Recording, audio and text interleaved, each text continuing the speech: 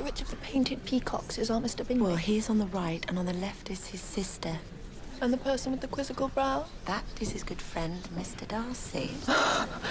He looks miserable, poor soul. Miserable he may be, but poor he most certainly is not. Tell me. 10,000 a year, and he owns half of Derbyshire. The miserable half. But her sister Elizabeth is very agreeable. Perfectly tolerable, I dare say. Not handsome enough to tempt me. You'd better return to your partner and enjoy her smiles. You're wasting your time with me.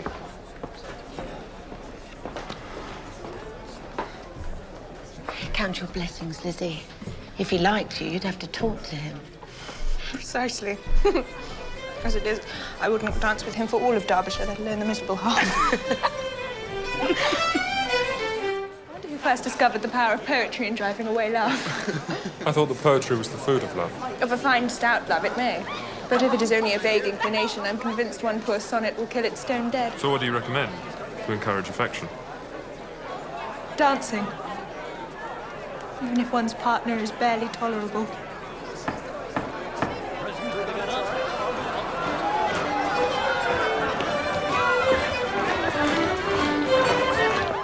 Mr. Bingley is just what a young man ought to be.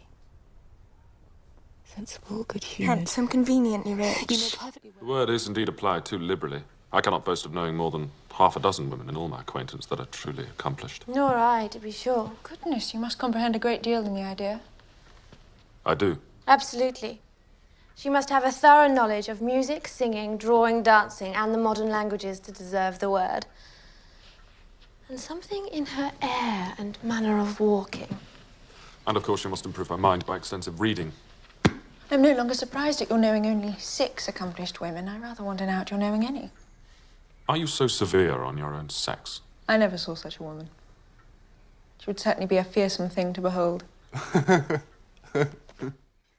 I've often observed to Lady Catherine that her daughter seemed born to be a duchess, for she has all the superior graces of elevated rank. These are the kind of little delicate compliments which are always acceptable to the ladies and which I conceive myself particularly bound to pay. How happy for you, Mr. Collins, to possess the talent for flattering with such delicacy. These pleasing attentions proceed from the impulse of the moment, or are they the result of previous study? They arise chiefly from what is passing at the time, and though I do sometimes amuse myself with arranging such little elegant compliments, I always wish to give them as unstudied an air as possible. Oh, believe me, no one would suspect your manners to be rehearsed.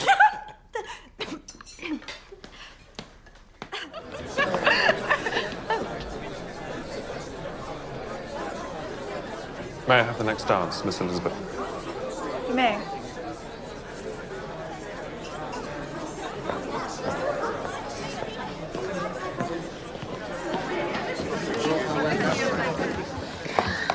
Did I just agree to dance with Mr. Darcy? I dare say you will find him very amiable, Lizzie. It would be most inconvenient since I've sworn to loathe him for all eternity.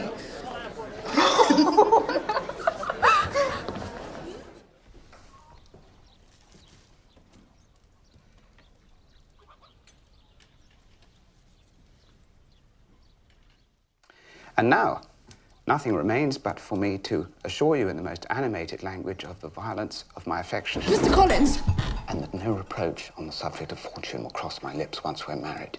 You are too hasty, sir. You forget that I have given no answer. I must add that Lady Catherine will thoroughly approve when I speak to her of your modesty, economy, and other amiable qualities. Sir, I am honoured by your proposal, but I regret that I must decline it. I know ladies don't seek to seem too eager. Mr. Collins, I am perfectly serious. You could not make me happy, and I'm convinced I'm the last woman in the world who could make you happy. I flatter myself, cousin, that your refusal is merely a natural delicacy. Besides, you should take into account that despite your manifold attractions, it's by no means certain that another offer of marriage may ever be made to you. Mr. Collins! So I must conclude that you simply seek to increase my love by suspense. Sir. According to the usual practice of elegant females. Sir. I am not the sort of female to torment a respectable man. Please understand me. I cannot accept you. Charlotte. My dear Lizzie, I've come here to tell you the news. Mr. Collins and I are engaged. Engaged? Yes.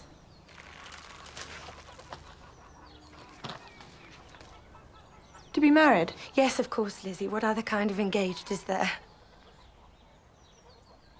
Oh, for heaven's sake, Lizzie, don't look at me like that. There is no earthly reason why I shouldn't be as happy with him as any other. But he's ridiculous. Oh, hush. Your younger sisters, are they out in society? Yes, Mum, all. All? Would all 5 out at once? Oh, that's very odd. And you only the second. The younger ones out before the elders are married. Your youngest sisters must be very young. Yes, my youngest is not 16.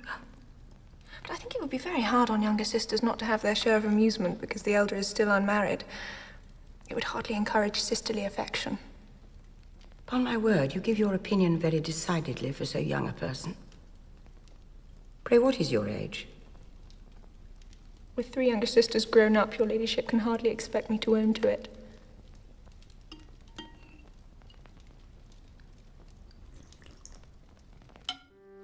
What was my friend like in Hertfordshire? You really care to know? Prepare yourself for something very dreadful. The first time I saw him at the assembly, he danced with nobody at all, even though gentlemen were scarce and there was more than one young lady sitting down without a partner. I knew nobody beyond my own party. Oh, and nobody can be introduced in a ballroom. Fitzwilliam, I need you.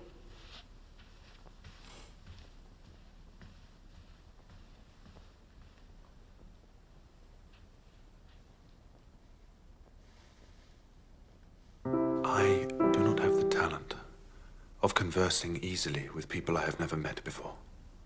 Perhaps you should take your aunt's advice and practice.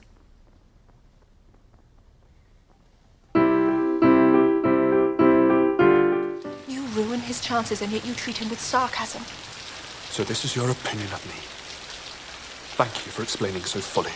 Perhaps these offences might have been overlooked had not your pride been hurt by my honesty in admitting scruples about our relationship.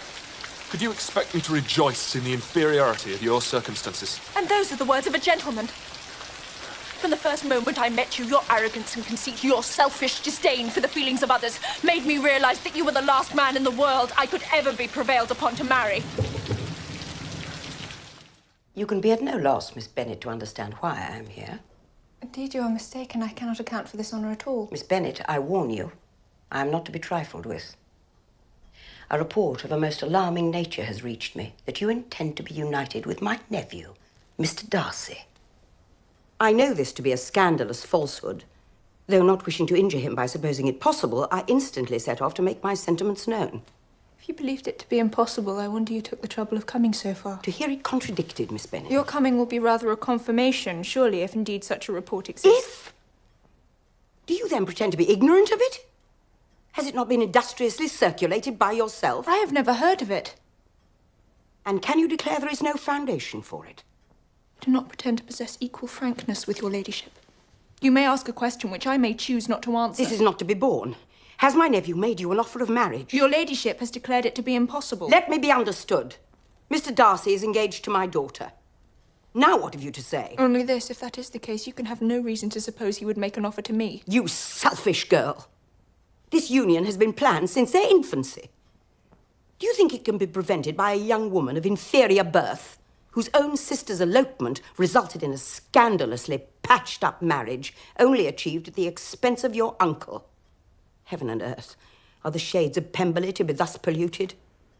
Now tell me once and for all, are you engaged to him? I am not. And will you promise never to enter into such an engagement? I will not, and I certainly never shall. You have insulted me in every possible way and can now have nothing further to say.